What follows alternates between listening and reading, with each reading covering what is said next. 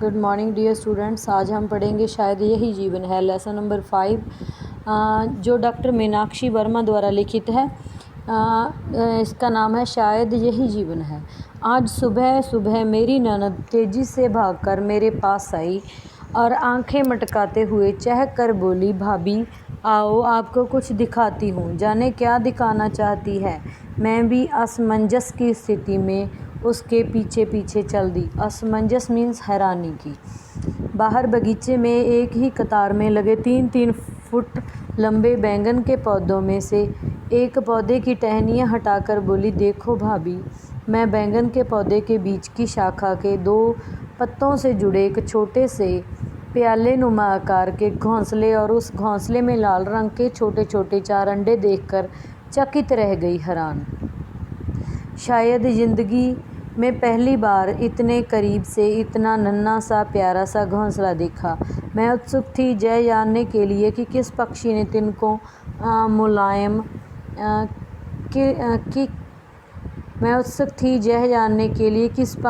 तिनको मुलायम रेशों, रुई व ऊन से बुनकर और पत्तियों से मिलकर नीड़ का निर्माण किया है। नीड़ मीन्स आलना, पंजाबी आलना कहने हैं, हिंदी में घोंसला। मैं उसकी दुनिया का हिस्सा बन जाना चाहती थी, इसीलिए अब मेरी दुनिया ही परिवर्तित हो गई, बदल गई। पहले जिन चीज़ों पर ध्यान केंद्रित करने का समय भाव रहता था, अब केवल वही चीज़ें नज़र आ रही थीं। गुलाब के पौधे, विभिन्न रंगों के फूल, पत्तियां, लताएं, आंगन में लगे ऊंचे ऊंचे हरे भरे पेड़, कौवे, कोयल, बुलबुल, तोते, मैना तथा तितलियां इत्यादि। इसी बीच एक छोटी सी चंचल जैतूनी हरी चिड़िया दर्जिन, जिसके नीचे के अंग सफ़ेद जंग जैसे रंग की शिखा, दुम में 2 सुई की तरह नुकीले पर जो तन कर खड़े रहते हैं, बार बार उस घोंसले में आकर बैठती है और कुछ देर बाद उड़ जाती है। दोपहर को बच्चों के स्कूल से लौटने पर मैंने उन्हें घोंसले, चिड़िया और अंडों के बारे में बताना उचित नहीं समझा। कहीं वे चिड़िया की उत्कृष्ट रचना, घोंसला व अंडे ना तोड़ दें। किंतु बाद में मैंने सोचा कि बच्चों को भी तो पक्षी जगत से परिचित होना चाहिए, इसीलिए मैंने उन्हें पौधे की शाखाएं हटाकर घोंसले व अंडे दिखा दिए तथा उन्हें घोंसले को हाथ ना लगाने की हिदायत दी।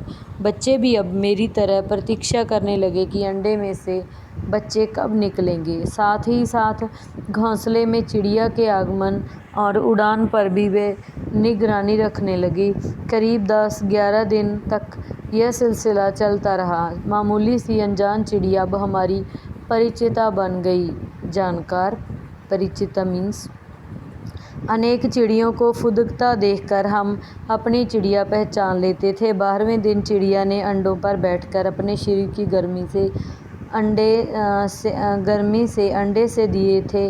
अब घोंसले में बहुत ही छोटे छोटे प्यारे प्यारे रुई के फाहों की तरह के 4 बच्चे थे। उन्हें अपलक देखकर मैं फूला नहीं समा रही थी, मुझे अजीब सी खुशी हो रही थी। अगले दिन तक चारों की आंखें बंद थीं। चारों आपस में जुड़े हुए अपनी अपनी खुली चोंच बार बार ऊपर की ओर उठा रहे थे, जैसे खाने के लिए मांग रहे हों। हाँ जी बच्चों, यह कविता है ये जो चैप्टर है वह एक चिड़िया के आसपास ही घूम रहा है। लेखिका ने चिड़िया के थ्रू हमें अपना जीवन भी बताया है कि हम भी अपने जीवन, हम अपनी रोजी रोटी के लिए, हम अपने कैरियर के लिए ऐसे ही अपने माँ बाप को पीछे छोड़कर, अपने भाई बहनों को छोड़कर आगे निकल जाते हैं। वैसा ही शायद यही जीवन है। और चिड़ियाँ हुई और कोई भी पक्षी हुआ जो अपने माता पिता को छोड़कर हमेशा के लिए चले जाते हैं, ऐसे ही हमारा जीवन है। हमें लेखिका ने यही बताने की कोशिश की है। 3-4 दिन तक मैं लगातार उन्हें निहारती रही। वह हर समय अपनी खुली चोंच भोजन के लिए ऊपर ही किए रहते। चिड़िया माँ बार बार उड़कर आती, चोंच में छोटे छोटे कीड़े मकोड़े व मच्छर लाकर बच्चों के मुंह में डाल देती। चिड़िया किसी को सामने पाकर सीधा आकर घोंसले पर न बैठती, सबसे नीचे की शाखा पर फुदकते हुए अन्य शाखाओं में होती हुई घोंसले के पास जाकर बैठती। रात को दबे पांव जाकर घोंसले में बच्चों को चिड़ियों के साथ निश्चिंत सोआ देखकर मैं भी निश्चिंत होकर सो जाती। निश्चिंत मीन्स बेफिक्र होना। एक दिन दोपहर को मैंने घोंसला देखा तो दिल धक से रह गया। घोंसले से जुड़े 2 पत्तों में से एक पत्ते के टूट जाने के कारण घोंसला दूसरे पत्ते के सहारे उल्टा लटक रहा था। घोंसले में से 2 बच्चे भी लटक रहे थे तो 2 नीचे मिट्टी में अचेत अवस्था में गिरे पड़े थे। मैंने अपने पति, ननद और बच्चों की मदद से नीचे गिरे बच्चों को उठाकर प्लास्टिक के गोल डिब्बे में रख दिया। एक पत्ते के अवलंब से लटक रहा घोंसला हाथ लगाते ही पत्ते से अलग होकर हाथ में आ गया। मैंने घोंसले को भी उसी डिब्बे में रख दिया। धूप बहुत तेज थी, इसीलिए डिब्बा भी उसी पौधे के नीचे छाया में रख दिया। चारों बच्चे खुली आंखों से मेरी गतिविधियों को देख जैसे मुझे धन्यवाद कर रहे हों। मैंने उन्हें रुई से पानी पिलाने का प्रयास किया, पर सब व्यर्थ, क्योंकि उन्हें ना तो खाना आता है और ना ही पीना। काफ़ी देर बाद चिड़िया माँ बच्चों को डिब्बे में तलाश कर उन्हें भोजन उपलब्ध करवा कर उड़ गई। संध्या होने को थी, मुझे रसोई घर में काम निपटाना था। साथ ही मन आशंकित था कि कोई चील या बिल्ली डिब्बे में रखे बच्चों पर धावा ना बोल दे। चिंता थी मीन्स के यदि डिब्बा घर के भीतर लाती तो इनकी माँ इन्हें ढूंढती रहेगी। काफ़ी सोच विचार के बाद मुझे घोंसले को पुनर्शाखा पर बांधने का उपाय सूझा। अब मैंने 2 बच्चों को भी घोंसले में डालकर घोंसला उसी पौधे की सबसे नीची डाली पर एक पतली सी रस्सी से बांध दिया, ताकि मैं रसोई घर में उन पर निगरानी रख सकूं। पास के पौधे के पीछे छिपकर बैठी बिल्ली को देखकर मैं घबरा गई। मैंने बिल्ली को तो भगा दिया, किंतु उसका भय अभी भी टला नहीं था। इसीलिए मैंने घोंसले की रस्सी खोलकर घोंसला उसी पौधे की सबसे ऊंची डाली पर फिर से बांध दिया। अब बच्चे सरल ध्वनियों से मानो पुनः मेरा शुक्रिया कर रहे थे और केवल दर्शक बने रहने वह घोंसले से बाहर ना फुदकने का वादा भी। अब आज मैं स्वयं को शौकिया पक्षी दर्शक से बढ़कर कुशल पक्षी विशेषज्ञ अनुभव कर रही थी। मीन्स के पहले तो जो लेखिका है वह स्वयं को मीन्स के सिर्फ शौक के तौर पर उसकी हॉबी थी कि वह पक्षियों की दर्शक थी, मगर आज वो अपने आप को एक समझदार और देखभाल करने वाली पक्षियों की अनुभव कर रही थी। और जैसे पक्षियों के आत्मीय संबंध स्थापित कर उनकी अंतरंग बातें भी समझने लगी थी। सांझ हो गई। चिड़िया माँ काफ़ी देर से इधर उधर मंडरा कर घोंसला ढूंढ रही थी। बच्चों ने घोंसले से मुंह बाहर निकालकर चीं चीं कर माँ से संपर्क स्थापित कर लिया। अब घंटा भर चिड़िया माँ द्वारा आहार लाकर बच्चों को खिलाने का क्रम जारी रहा। रात्रि में चिड़िया और बच्चे बिल्ली से सुरक्षित गहरी नींद में थे। सुबह सूर्योदय से पहले ही मैंने घोंसले में झांका तो पाया कि चिड़िया माँ घोंसले में नहीं थी। 3 बच्चे पंख फड़फड़ाकर फुर उड़ने की सूचना दे रहे थे। दोपहर तक तीनों उड़ भी गए थे मुक्त जीवन जीने के लिए। अब घोंसले में केवल एक ही बच्चा रह गया था। छोटा होने के कारण शायद उड़ नहीं पाया था। रात भर मैं चैन की नींद नहीं सो पाई, क्योंकि आज उसकी माँ भी उसके पास नहीं थी। आज रविवार था, सभी घर पर थे। आज चिड़िया का बच्चा घोंसले से बाहर आकर कभी घोंसले के ऊपर बैठता तो कभी पत्तों पर। शायद आज यह भी उड़ने की चाह में फुदक रहा था। इसी बीच उसकी माँ को उसके पास बैठा देख मन गदगद हो गया। गदगद मीन्स बहुत खुश होना। मैंने कैमरे से चिड़िया के बच्चे के बहुत से चित्र लिए। मेरा बेटा और मेरी बेटी प्यार दुलार से बच्चे को अपनी स्टडी रूम में ले आए और खेलते रहे। फिर बाहर स्टडी रूम पढ़ाई वाला कमरा, फिर बाहर घोंसले में छोड़ आए। अब हम सभी अपने अपने कार्यों में व्यस्त हो गए। 2 घंटे बाद घोंसला खाली था, बच्चा उड़ गया था स्वच्छंद जीवन की चाह में। मैं बहुत उदास थी। तभी मेरे हाथों का स्पर्श करते हुए मेरी बेटी बोली, माँ कोई बात नहीं, वो चिड़िया का बच्चा उड़ गया तो क्या हुआ, मैं हूँ ना आपकी नन्ही सी चिड़िया आपके पास। मैं उसकी ओर देख रही थी और सोच रही थी कि सचमुच यह चिड़िया ही तो है। जो उसकी बेटी है वह उसके बारे में सोच रही है कि चिड़िया ही तो है, यह भी एक दिन उस चिड़िया की तरह उड़ जाएगी। मुक्त जीवन की चाह में जीवन की परिवर्तनशीलता को समझने का यही एक मूल मंत्र है। शायद यही जीवन है।